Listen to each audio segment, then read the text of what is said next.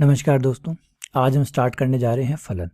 आपको पता होगा फर्स्ट लेक्चर में मैंने आपको समझाया था कि हम किस तरीके से आगे बढ़ेंगे, फलन में कहाँ से शुरू करेंगे, फिर कौन से टॉपिक पे आएंगे और किस तरीके से आगे चलेंगे और इसमें कौन कौन से टॉपिक हैं जिनको हमें पढ़ना है। तो अब हम स्टार्ट कर रहे हैं ऑफिशियली कि फलन की परिभाषा क्या है। आज तो हम इस लेक्चर में कम्प्लीटली फलन की परिभाषा को ही समझने की कोशिश करेंगे, क्योंकि फलन की परिभाषा समझ में आ गई तो बाकी चीज़ें अपने आप ही जुड़ती चली जाएगी। तो फलन की परिभाषा को समझते हैं। आपको याद होगा लास्ट लेक्चर में मैंने आपको एक बात बताई थी कि फलन जो है वो कुछ और नहीं बल्कि एक विशेष प्रकार का संबंध है। और अभी भी मैं आपको इसी बात को दोहराता हूँ कि फलन एक विशेष प्रकार का संबंध है। फलन एक विशेष प्रकार का संबंध है। अब ये विशेष क्या है, क्या विशेष है भाई, ऐसा क्या स्पेशल है इसमें? बाकी जो संबंध होते हैं उन संबंधों में से फलन जिस संबंध को कहा जाता है उसमें आप क्या स्पेशलिटी डालते हैं, क्या स्पेशल चीज़ है जो आप मांगते हैं एक संबंध से फलन बनने के लिए। तो वो स्पेशल चीज़ क्या है वो हमें समझनी है। रिपीट कर रहा हूँ कि जो संबंध है, क्योंकि हमें पता है संबंध तो बहुत सारे होते हैं। ए गुणा बी के अंदर जितने भी उपसमुच्चय बनते हैं, ए क्रॉस बी के कार्तीय गुणन के जितने उपसमुच्चय बनते हैं सब संबंध होते हैं। लेकिन इन संबंधों के ऊपर हम एक शर्त लगाएंगे कि ये फलानी फलानी शर्त है, इसको पूरा कर दीजिए, इसको पूरा करते ही आप फलन कहलाएंगे। तो रिपीट करें, अगर आपसे कोई पूछे कि फलन क्या होता है तो आप कहेंगे फलन एक प्रकार का संबंध होता है। एक प्रकार का संबंध होता है इसका मतलब नहीं कि हर संबंध फलन होता है, नहीं। उन संबंधों में से ही कोई संबंध फलन होता है जो शर्त को पूरा करता है, ठीक है ना। जैसे मुख्यमंत्री है तो मुख्यमंत्री इंसान ही होता है, इंसानों में से ही मुख्यमंत्री होता है। लेकिन हर इंसान मुख्यमंत्री थोड़ी होता है, शर्तें होती हैं, उन शर्तों को पूरा करता है तो वो मुख्यमंत्री बन जाता है। चुनाव लड़ता है, जीतता है, उसे एमएलए चुनते हैं, वो मुख्यमंत्री बन जाता है। तो शर्तें होती है, वो शर्तें पूरी करता है, वो मुख्यमंत्री बन जाता है। कलेक्टर भी हम में से ही होता है। तो बस वही है, कुछ शर्तें हैं जिनको पूरा करेगा तो ये जो व्यक्ति है ये कलेक्टर, मुख्यमंत्री, प्रधानमंत्री बन जाएगा। तो संबंध में से ही फलन निकल के आएगा, लेकिन शर्तों के साथ। शर्तें क्या है सुनिए और ध्यान दीजिएगा, परिभाषा समझाएगी कि वो शर्तें क्या है। एक समुच्चय ए से बी में संबंध, एक समुच्चय ए से बी का संबंध एक संबंध है जो कि क्या कहलाएगा, फलन कहलाता है। कब कहलाता है? अब यहां से कहानी में ट्विस्ट आता है।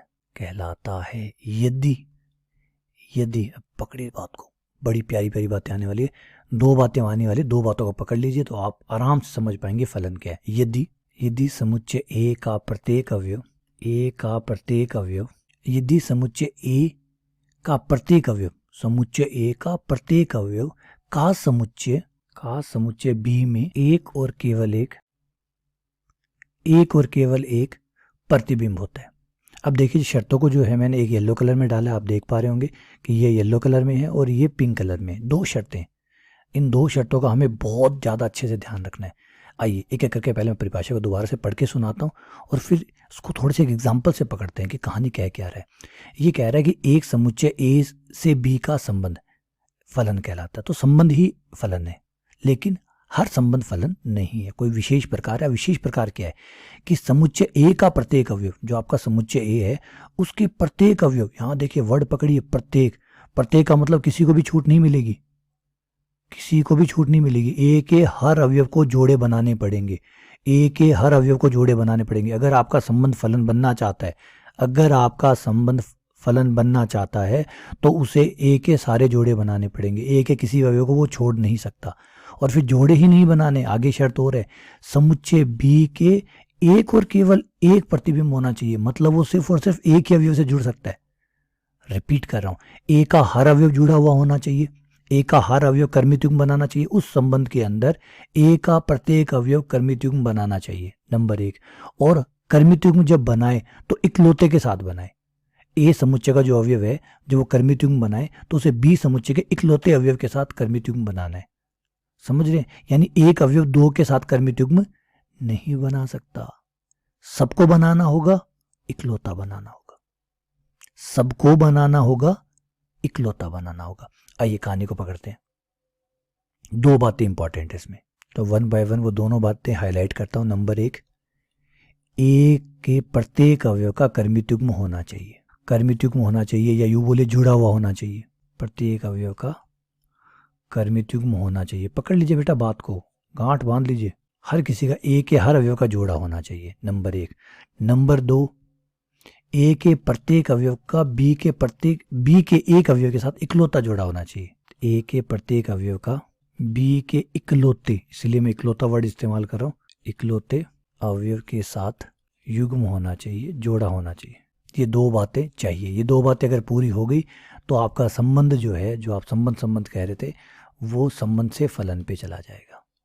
संबंध तो ऑलरेडी है वो, लेकिन तब वो फलन भी कहलाएगा। जैसे कोई व्यक्ति है, उसने आईएएस का एग्जाम पास किया, वो मान लीजिए कलेक्टर बन गया, तो वो आदमी तो था ही था, अब वो कलेक्टर और कहलाने लग गया। अब ऐसा नहीं कि कलेक्टर बन गया तो आदमी नहीं है, आदमी तो अभी भी है, लेकिन अब वो कलेक्टर भी कहलाया जा सकता है।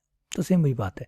तो यहाँ पे दो बातें हैं, ए का प्रत्येक युग्म बनना चाहिए और इकलौते बी के इकलौते अवयव के साथ बनना चाहिए।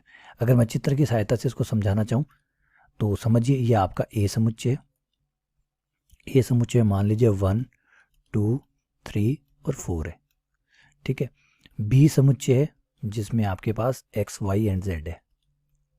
अब देखिए यहाँ जो आप संबंध बनाएंगे, जो चाहे बनाइए, बस शर्तों के साथ। हमारी शर्तें हैं, अगर आप फलन बनना चाहते हैं तो आपको शर्तें पूरी करनी पड़ेगी। नंबर 1, यहाँ जो 4 अवयव है, ये चारों अवयव के जोड़े बनने चाहिए। किसके साथ बनाते हैं वो आपको छूट है, ये लीजिए, मैं आपको छूट दे देता हूँ, खाली स्थान छोड़ देता हूँ। जिसके साथ बनाना है बनाइएगा, लेकिन एक शर्त और दूंगा, उसको और पूरा करना है। देखिए कोई भी अवयव छूटा नहीं है, देखिए दिख रहे, मैंने एक भी अवयव खाली नहीं छोड़ा है।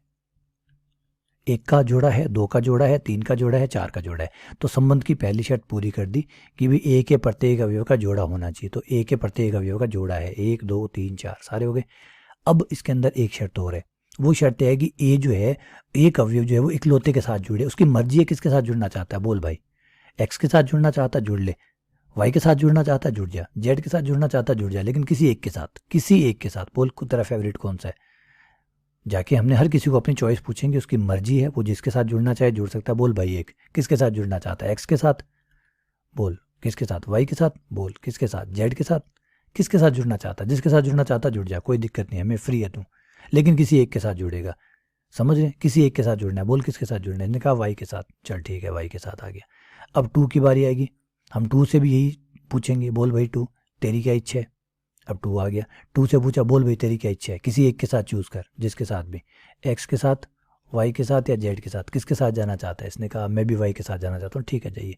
अब आप सोचेंगे सर एक भी वाई के साथ गया, 2 भी वाई के साथ गया, तो हमने कब मना किया, हमने कब मना किया। यहाँ पे क्वेश्चन मैंने क्या ये शर्त लगाई है कि एक वाई के साथ चला गया तो 2 वाई के साथ नहीं जा सकता। मैंने कहा है, क्वेश्चन में ये कहा गया है शर्त में कि ए का प्रत्येक अवयव बी के इकलौते अवयव के साथ। क्या एक एक्स और वाई 2 के साथ गया, क्या एक जो है वो एक्स और वाई 2 के साथ गया है, नहीं ना, एक 2 के साथ नहीं गया ना, एक 2 के साथ नहीं, एक अवयव 2 के साथ नहीं जा सकता, इधर से थोड़ी मना है। अब 2 जो है यूं क्या, मान लीजिए 3 भी वाई के साथ चला गया, बिल्कुल 4 भी वाई के साथ चला गया, ठीक है, कोई दिक्कत नहीं है। हमें जो अलाउड नहीं है वो पकड़िए बेटा बात को, हमें जो अलाउड नहीं हो सकता, ये अलाउड नहीं है, ये मंजूर नहीं है। अगर फलन बनना है तो ये अलाउड नहीं है। अच्छा ये अलाउड है, देखिए ये अलाउड है, ए के सारे अवयव, मान लीजिए ए में 4 ही अवयव है, ए के चारों अवयव बी में मान लीजिए 3 अवयव है, लेकिन वो बी के एक ही अवयव के साथ कनेक्ट हो जाते हैं, तो ये अलाउड है, ये अलाउड है, चल जाएगा, कोई दिक्कत नहीं, क्योंकि शर्त में ऐसा कहा ही नहीं गया था। शर्त में ऐसा नहीं कहा गया था, शर्त में कहा था कि ए का प्रत्येक अवयव बी के इकलौते अवयव से जुड़ना चाहिए। तो देखिए ए 2 से नहीं जुड़ा ना, एक अवयव 2 से नहीं जुड़ सकता, 2 अवयव 1 से जुड़ सकते हैं, 3 अवयव 1 से जुड़ सकते हैं, तो 1 to many अलाउड नहीं होता। 1 to many, एक बहुत सारों के साथ नहीं जुड़ सकता, 1 to many याद रखिएगा, ये अलाउड नहीं होता फलन में। लेकिन many to 1 अलाउड होता है, बहुत सारे एक से कनेक्ट हो जाए, बहुत सारे, many मतलब बहुत सारे, 1 मतलब एक, बहुत सारे एक से कनेक्ट हो जाए अलाउड है, मान्य, परंतु ये मान्य नहीं है। तो समझे बात फलन की, क्या दिक्कत है फलन की। फलन में भाई 2 दिक्कतें हैं। नंबर 1, ए का कोई अवयव छूटना नहीं चाहिए, और ए का अवयव जो है, एक अवयव 2 से 3 से 4 से नहीं, जो 1 to many नहीं होना चाहिए। पकड़ लीजिए, 1 to many अलाउड नहीं है, 1 to many अलाउड नहीं है, एक से बहुत सारे मना है, 1 to many अलाउड नहीं है। तो आपका संबंध तो बंध गया ना, बांध देना शर्तों के अंदर, एग्रीमेंट करके बांध दिया। भाई फलन बनना चाहता है, इसने इच्छा जाहिर की कि हाँ बनना चाहता हूँ, तो चलकर एग्रीमेंट साइन, एग्रीमेंट में दो बातें हैं। पहली बात है कि भाई ए का प्रत्येक अवयव का कर्मित युग्म बनना चाहिए और ए का प्रत्येक अवयव बी के इकलौते अवयव के साथ ही युग्म बनाना चाहिए।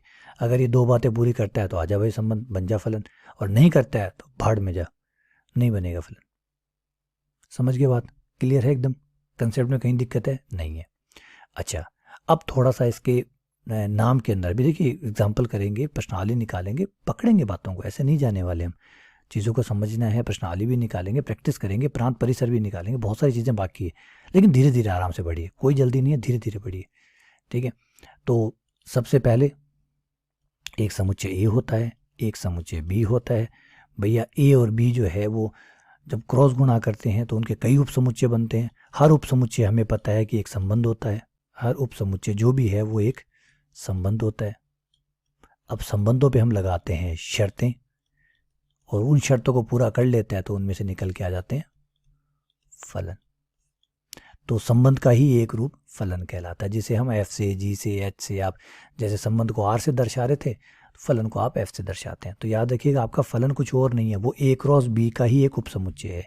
पकड़ लीजिए बात, एफ क्या है? एक उपसमुच्चय है। किसका? ए क्रॉस बी का, कुछ शर्तों के साथ, क्योंकि वो संबंधित तो है बेटा, वो संबंधित तो है। जब संबंध ए क्रॉस बी का उपसमुच्चय होता है तो एफ भी एक उपसमुच्चय होगा, वो भी तो संबंधी है। तो एफ जो ए क्रॉस बी के जितने भी उपसमुच्चय बनेंगे उसमें से कुछ उपसमुच्चय ऐसे होंगे जो संबंध बनाएंगे, क्योंकि वो कुछ संबंध बनेंगे, वो संबंध शर्तों को पूरा करेंगे और पूरा करते ही आपका क्या बन जाएगा? फलन बन जाएगा, ठीक है ना। इसे आप थोड़ा सा और अच्छे तरीके से देख सकते हैं, एक डायग्राम से समझाने की कोशिश करता हूँ इसी बात को कि ये भाई ए क्रॉस बी है, ठीक है, कार्तीय गुणन। इसका आपने एक उपसमुच्चय उठाया, कोई भी उपसमुच्चय उठाया, हर उपसमुच्चय जो उठाया वो संबंध तो है ही, नो डाउट। संबंध में तो कोई शर्त, कोई दिक्कत नहीं है, संबंध है। अब संबंध होने के बाद हम देखते हैं कि क्या भाई कुछ शर्तें हैं जो फलन वाली है, क्या वो संबंध पूरी कर रहा है? तो जवाब हाँ या ना में आएगा। वो कहेगा हाँ भाई कर रहा है, जवाब आएगा नहीं, नहीं कर रहा, कर रहा है, नहीं कर रहा, कर रहा है तो हम उसे आगे जाके कह देंगे कि भाई ये क्या है? फलन है। नहीं कर रहा है तो भाई फलन नहीं है, बस बात खत्म। यानी फलन कुछ और नहीं है, वो संबंध में से ही छांटा जाता है। जैसे साड़ियाँ होती है ना, ये बनारसी साड़ी है, ये सिल्क साड़ी है, या इक्की साड़ी है, या उसकी साड़ी है, बस वैसे ही है, उसमें से छांटा जाता है, संबंधों में से ही छांटा जाता है। संबंधों में से कुछ फलन होते हैं, कुछ नहीं होते, होते संबंधी, ठीक है। तो एफ कुछ और नहीं है बल्कि ए क्रॉस बी का ही उपसमुच्चय होता है, कि फलन में जो भी कर्मित युग्म आएंगे वो ए क्रॉस बी में से आएंगे, ए क्रॉस बी से बाहर तो कुछ जा ही नहीं सकता, तो ए क्रॉस बी के अंदर रहेगा। अब ये जो ए क्रॉस बी है बेटा, यहाँ थोड़ा सा रुकिएगा और कहानी को थोड़ा सा आनंद लीजिएगा। ए क्रॉस बी में से ये आपका कहलाता है प्रांत, ये आपका कहलाता है प्रांत, और इंग्लिश में इसको कहते हैं डोमेन, डोमेन, और इसे हम कहते हैं सह प्रांत, सह प्रांत, इंग्लिश में कहते हैं इसको को डोमेन। जो भी आपका ए रहेगा वो आपका प्रांत कहलाएगा, जो भी आपका बी रहेगा वो आपका सह प्रांत कहलाएगा, प्रांत सह प्रांत। लेकिन थोड़ा सा यहाँ पे एक चीज और आइडिया है, वो है परिसर। परिसर कैसे आता है, क्या होता है? मान लीजिए ये आपका समुच्चय है ए, जिसमें है 1 2 3 4।